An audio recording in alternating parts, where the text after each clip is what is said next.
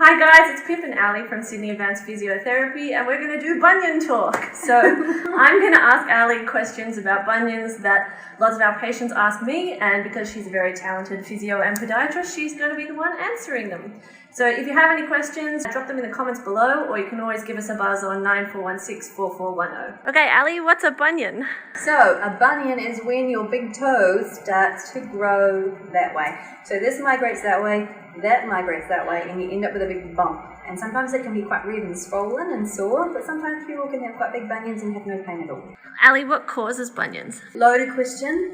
Sometimes people think it's genetic, but it's often footwear related. So it's a combination of a lot of things, but a lot of the time, if they can be resolved, which they mostly can, they're not genetic. So if you change your footwear and you can make a change, then it's obviously not genetic. What should I do if my bunion is painful? The best thing to do is review your shoes, because a lot of the time when people have got a bunion, it's inflamed or made worse or made to happen faster.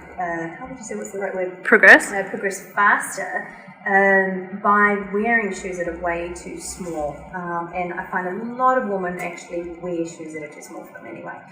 So if you give your bunion more space, it doesn't compress across so fast and it doesn't progress so fast. If your shoe cuts in and it's pushing the toe across and you've got this continual force where the toe is being pushed across by the shoe. Do high heels give me bunions?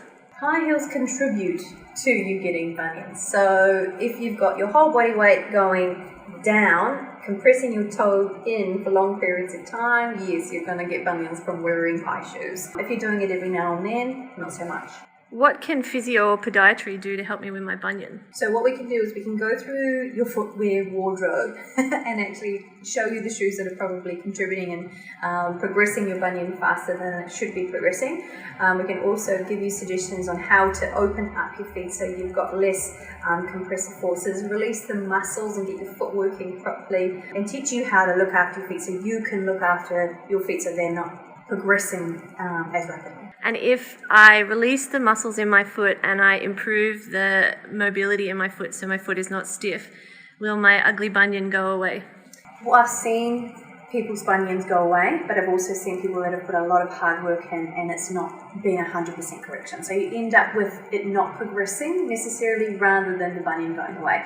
Physio can't get rid of bone that has formed. Physio can only get rid of the alignment that we can get from the soft tissue that we've released. So what can happen is the foot releases can make a lot of the pain disappear, it can decrease the progression, but if you've already got a big piece of bone that's formed, we can't make that go away. What types of shoes do you recommend specifically for people with bunions? I recommend shoes that are wide enough for your foot and don't mush them. So not very technical, I know, but if you don't have something pushing your toe across and you don't have something compressing your toes in and they allow your foot to work like a foot, that's usually a generally good start. So I don't have any brands that I can give you just because sometimes you go into a shop and the particular brand that you bought the year before isn't appropriate the year after because it changes so frequently. Point does a bunion get to when someone needs to have surgery? Okay, so people can have bunion surgery whenever they want. The problem is that if you could,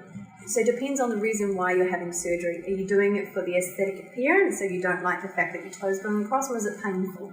And so if it's painful, then obviously physio can help with decreasing the pain if the muscles, if it's being caused by the alignment. But if it's the aesthetic appearance, I've just had a lady who came in and tried to use some dividers and had a massive improvement, changed her shoes, doesn't even want bunion surgery. In fact, she had bunion surgery on one side and not on the other, and she wished she hadn't had bunion surgery on the foot that had been done.